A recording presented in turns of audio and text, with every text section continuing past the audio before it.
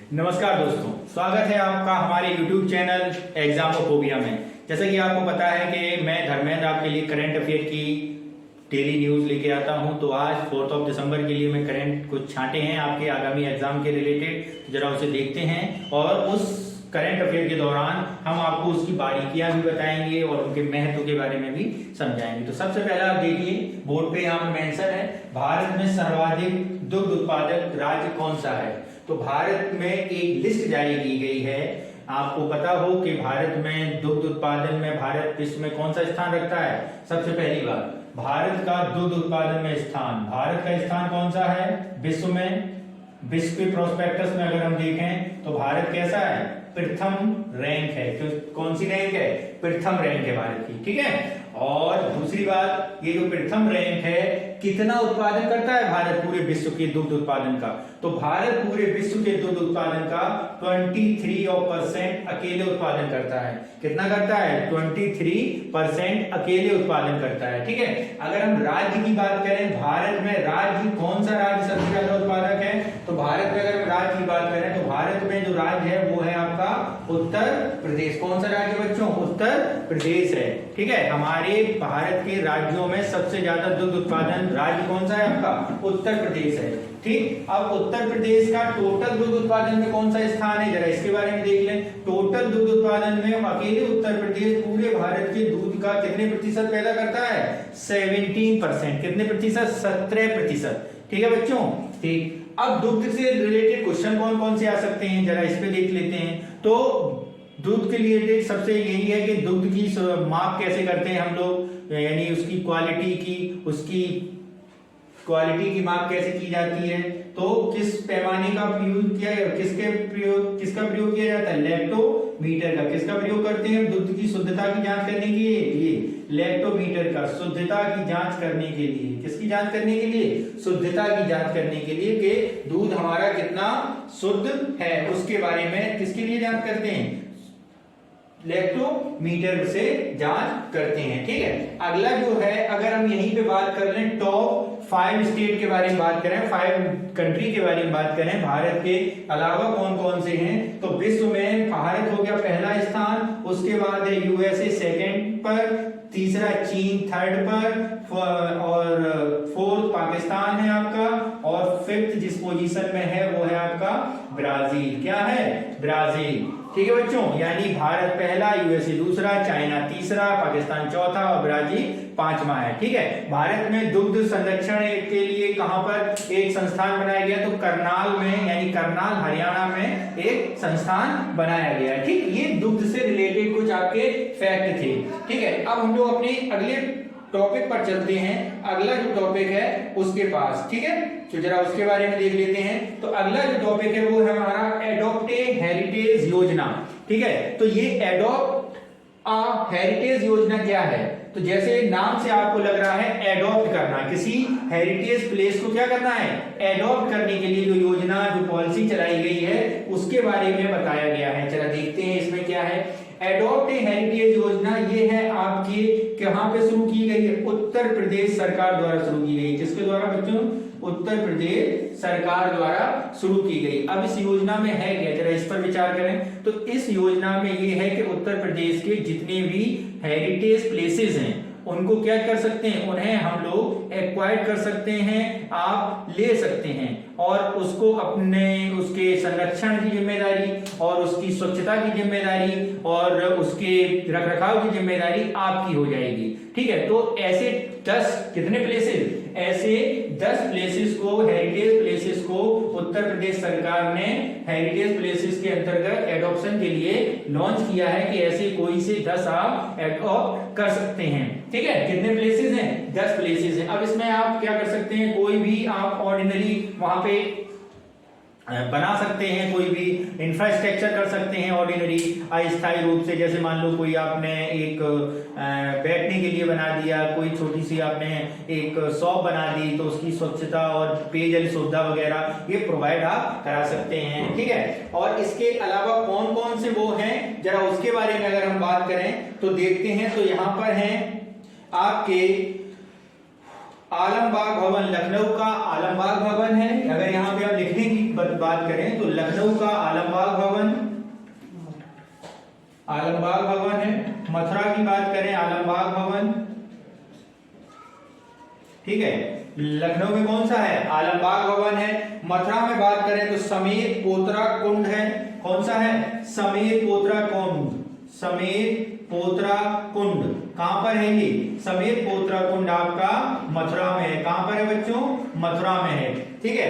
ऐसे ही अगर हम बात करें तो कल्पना देवी एवं आस्तिक बाबा मंदिर, कौन सा? कल्पना देवी एवं आस्तिक बाबा मंदिर। कल्पना देवी और आस्तिक बाबा मंदिर, ये कहां पर है? कल्पना देवी और आस्तिक बाबा मंदिर, ये आपका है सीतापुर में। कहां पर है बच्चों? सीतापुर में। कहां पर? सीतापुर में। इसके बाद अगर हम बात करें तो आपका देवगढ़ की गुफाएं ललितपुर में है।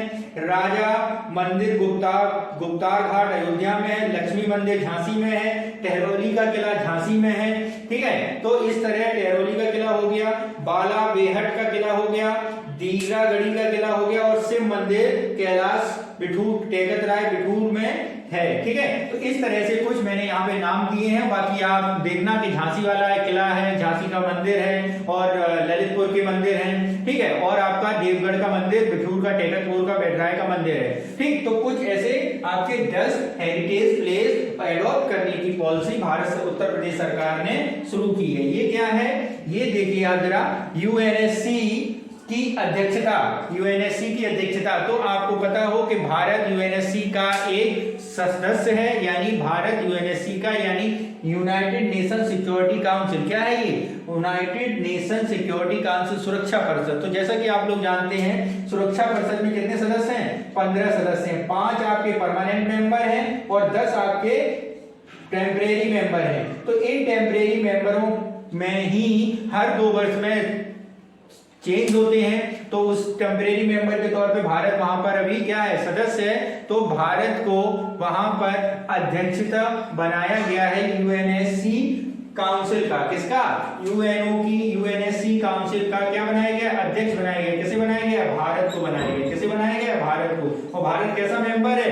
परमानेंट मेंबर है। जैसा कि अगर यूएनएससी के बारे में बताएं, सिक्योरिटी काउंसिल के बारे में बताएं, ये यूएनओ की एक संस्था है और जो सेकेंड वर्ल्ड वॉर के बाद विश्व की सामरिक शक्तियों से संपन्न देशों ने शांति व्यवस्था बनाए रखने के लिए एक परिषद बनाई है और विश्व में शांति बनी रहे, गुटबाजी ना हो, पोलर कंट्री का गुट ना हो, तो उसके लिए ये क्या बनाई गई है? ये संस्था बनाई गई है, ठीक है बच्चों। अब जरा हम लोग अपने अगले टॉपिक पर चलते हैं। हमारा अगला जो टॉपिक है वो है आपका, बोर्ड पे लिखा है, जरा देखिए बोर्ड पे क्या लिखा है हमारा। बोर्ड पे हमारा लिखा है कि अगला जो कौन सा है? अगला है आपका हिमालयी याक। तो जरा देखते हैं कि हिमालयी याक से संबंधित क्या डेटा सामने आया है, जरा उसके बारे में जानते हैं। तो हिमालयी याक को क्या बनाया गया है? हिमालयी याक को आपका, हिमालयी याक को क्या, हिमालयी याक को आपका बनाया गया है खाद्य के लिए, खाद्य पशु के रूप में उसको क्या किया गया है? उसको संरक्षित तौर पर खाद्य पशु के तौर पर क्या उसको बनाया गया है, ठीक है। ठीक है, तो हिमालयी याक को एक खाद्य पशु के रूप में बनाया गया, क्योंकि जैसा कि आप लोग जानते हैं कि हिमालयी याक उत्तराखंड के क्षेत्र में, कश्मीर के क्षेत्र में मिलता है, उत्तराखंड के क्षेत्र में मिलता है। तो यहाँ पर जनजातीय जो क्षेत्र हैं उनके पहाड़ी इलाकों में उनके खाद्य और भोजन के रूप में और वहां पर ये विशेष महत्व रखता है, इसीलिए क्या बनाया गया उसका खाद्य पशु। नेक्स्ट आते हैं ब्रेव हार्ट्स ऑफ भारत। ये जो है ब्रेव हार्ट्स ऑफ भारत एक बुक है, क्या नाम है इसका? Brave hearts of Bharat. इसमें कौन राइटर है इसका? इसका राइटर है विक्रम संपत। कौन राइटर है इसके? विक्रम संपत। अब इस बुक में है क्या? इस बुक में उन्होंने भारत के ऐसे हीरोज, ऐसे नायकों के बारे में बताया है जो कहीं इतिहास में छिपे रह गए हैं। छिपे रहने का मतलब है जैसे हम लोग नहीं जानते हैं, राजेंद्र चोल के बारे में जानते हैं कि राजा, लेकिन राजेंद्र चोल के राजराज प्रथम के बारे में कम जानकारी है हमारे पास, ठीक है। हम लोगों के बारे में महाराणा प्रताप के बारे में जानकारी है, लेकिन राणा सांगा, राणा संग्राम सिंह, इनके बारे में जानकारियां कम है।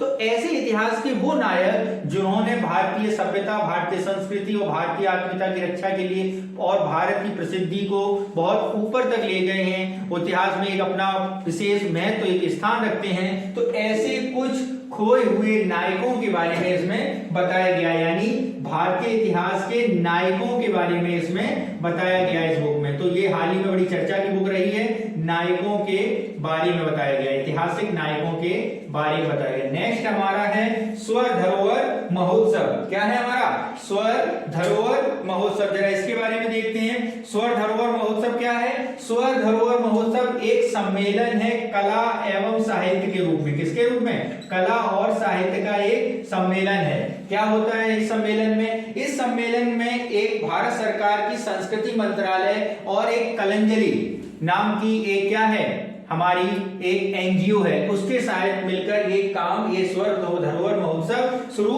किया गया है। जिसके अंतर्गत क्या करना है? जिसके अंतर्गत स्थानीय जो कलाकार हैं उनकी कला और उनकी साहित्य और उनके कौशल को दुनिया तक और भारतीय परिप्रेक्ष्य में भारत के कोने कोने में पहुंचाने के लिए ऐसे महोत्सव का आयोजन किया गया है। ठीक है, अब इसके बाद हम लोग अपने अगले करंट के पास चलते हैं।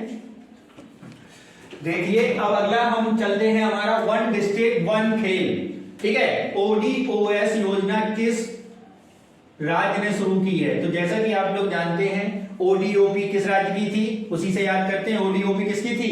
ODOP थी उत्तर प्रदेश की। किसकी थी? उत्तर प्रदेश की। वैसे ही उसी तर्ज पे हमारे मुख्यमंत्री योगी आदित्यनाथ ने खेलों को बढ़ावा देने के लिए एक नए प्रोजेक्ट, एक नई योजना के अंतर्गत शुरू किया गया है एक जिला एक खेल, यानी प्रत्येक जिले की परंपरागत खेलों को बढ़ावा देने के लिए ऐसे खेलों को चुना गया है जो वहां के युवाओं को काफी आकर्षित करते हैं। तो उन्हीं खेलों में उन्होंने, जितने हमारे राज्य में कितने जिले हैं? 75 डिस्ट्रिक्ट हैं, तो सभी डिस्ट्रिक्टों का एक एक जिला, जैसे पहले एक एक प्रोडक्ट के लिए जो तौर पर शुरू किया गया था, वैसे एक एक जिले के तौर पर शुरू किया गया है। तो प्रत्येक जिले को प्रत्येक उसमें बांटा गया है कि उसके खेल से संबंधित ये, जैसे अगर हम बात कर लें हमारे इटावा के लिए, तो इटावा के लिए जो खेल रखा गया है तो वो है आपका हॉकी। ठीक है, और अगर हम और बात करें तो एथलेटिक्स के लिए कई जिले हैं। ठीक है, जैसे बैडमिंटन की अगर हम बात कर लें तो हमारे आगरा और कानपुर को किसके लिए रखा गया है? बैडमिंटन के लिए रखा गया है। ठीक है, तो जरा एक बार अगर हम लिस्ट में देखना चाहें तो एथलेटिक्स के बारे में अगर हम बात करें तो एथलेटिक्स में हमारे मैनपुरी, फिरोजाबाद, ठीक है, जौनपुर, भदोही, संभल, सीतापुर जैसे जिले शामिल किए गए हैं। ठीक है, और अगर हम बात करें बैडमिंटन के लिए तो बैडमिंटन में आपके अलीगढ़ और गौतम बुद्ध नगर हैं। ठीक है, और हॉकी में जैसे आपको बता ही दिया गया है प्रतापगढ़, मऊ, बरेली, लखनऊ, रायबरेली, रामपुर, इटावा, बलरामपुर, फर्रुखाबाद, गाजियाबाद, ये किसके लिए हैं? ये आपके हॉकी से संबंधित हैं। कुश्ती के लिए अगर बात करें तो बनारस, गोरखपुर, चंदौली, भदोही, ठीक है, महाराजगंज, ये देवरिया। बॉक्सिंग के लिए बुलंदशहर और कुशीनगर। ठीक है, तीरंदाजी के लिए सोनभद्र और ललितपुर। तो ये वन डिस्ट्रिक्ट वन प्ले या वन गेम के तौर पे शुरू किया है उत्तर प्रदेश सरकार ने। ठीक है, तो प्रत्येक जिले को क्या किया गया है? शामिल किए गए हैं उनके खेल से संबंधित। ठीक है, नेक्स्ट पर हम लोग चलते हैं। तो नेक्स्ट हमारा है अंतरराष्ट्रीय लूसोफोन महोत्सव। अंतरराष्ट्रीय लूसोफोन महोत्सव क्या है? तो ये भारत का और लूसोफोन देशों के साथ समन्वय और भाईचारा और व्यापारिक और सांस्कृतिक मेल जोल बढ़ाने के लिए गोवा में आयोजित किया गया एक सम्मेलन है। कहां पे किया गया है ये सम्मेलन? गोवा में। ठीक है, कहां पे किया गया है? गोवा में। और किन किन के बीच है? भारत और लूसोफोन देशों के बीच। किसके बीच? लूसोफोन देश। अब ये कहेंगे सर लूसोफोन देश क्या है? तो लूसोफोन देश आपके ऑस्ट्रिया हो गया, पुर्तगाल हो गया, ठीक है, और आपका कौन कौन से देश हैं आपके? पुर्तगाल, ब्राजील, अंगोला या मोजाम्बिक, ये आपके सारे देश किसके अंतर्गत आते हैं? लूसोफोन देश के अंतर्गत आते हैं। तो जरा इसकी अगर हम बात कर लें तो इसका अभी हाल ही में आरंभ किया गया है। ठीक है, 7 दिसंबर तक ये चलेगा। और क्या कहते हैं, आपके राज्य मंत्री मीनाक्षी लेखी इसकी मुख्य अतिथि हैं। और किसने शुरू किया है? गोवा के मुख्यमंत्री प्रमोद सावंत ने इसको शुरू किया है। ठीक है, नेक्स्ट हम लोग चलते हैं, हमारा अगला जो टॉपिक है वो है कौन सा, अगला जो हमारा है वो है धंगारी नृत्य। कौन सा नृत्य है, धंगारी नृत्य। जरा इसके बारे में बताते हैं कि धंगारी नृत्य क्या है। धंगारी गज नृत्य है जो कहां पर होता है, ये गज नृत्य होता है गोवा में। कहां पर होता है, गोवा में। अब जैसे आप लोग देख रहे हैं कि कई महोत्सव होते हैं गोवा में, तो गोवा अपनी भी सांस्कृतिक विरासत को उसमें प्रस्तुत करता है। तो हाल ही में इस नृत्य को देखा गया है वहां पर, इसीलिए इसके बारे में बताया जा रहा है। तो गोवा में किया जाता है और ये जो नृत्य किया जाता है वो चरवाहों द्वारा किया जाता है। किसके द्वारा किया जाता है, चरवाहों द्वारा किया जाता है। ज्यादातर ये जो नृत्य होता है वो नवरात्रि के समय कराया जाता है, लेकिन हालिया में सांस्कृतिक तौर पे विरासत हर जगह अपनी पहचान बनाने के लिए राज्य ऐसे आयोजन करते रहते हैं। जैसे हालिया में हमारे पिछले महीने में देखा था हम लोगों ने कि तमिल और बनारस सम्मेलन आयोजित किया गया था। भारत और तमिलनाडु, सॉरी उत्तर प्रदेश और तमिलनाडु की सांस्कृतिक सम्मेलन के तौर पे उसे जाना जाता है। ठीक है, नेक्स्ट हम लोग चलते हैं अपने हंसराज गंगाराम अहीर। ये व्यक्तित्व क्यों सुर्खियों में रहे हैं, क्योंकि ये बनाए गए हैं आपके ओबीसी आयोग के अध्यक्ष, यानी केंद्रीय पिछड़ा वर्ग आयोग के अध्यक्ष कौन बनाया गया है, हंसराज गंगाराम अहीर। अब इनके बारे में जरा जान लें। हंसराज गंगाराम अहीर सांसद हैं, आपके पिछली 4 लोकसभाओं से ये सांसद रहे हैं। फिलहाल ये सांसद नहीं है और ये 4 बार के सांसद हैं। किसके, बीजेपी के। किसके सांसद हैं, बीजेपी के सांसद रह चुके हैं। और ये 4 बार सांसद रहते हुए 4 बार कौन सा पुरस्कार जीत चुके हैं, एक वरिष्ठ सांसद या सांसद का पुरस्कार भी ये जीत चुके हैं। तो 2011, 2012, 13, 14 में, कब 11, 12, 13 और 14 में वरिष्ठ सांसद का पुरस्कार भी ये जीत चुके हैं। ठीक है, तो इस तरह आज हम लोगों ने अपने 10 करंट के पॉइंटों को डिस्कस किया और अगले कल करंट हम कल का, फिर आज का करंट हम कल लोग डिस्कस करेंगे। ओके, थैंक यू, जय हिंद।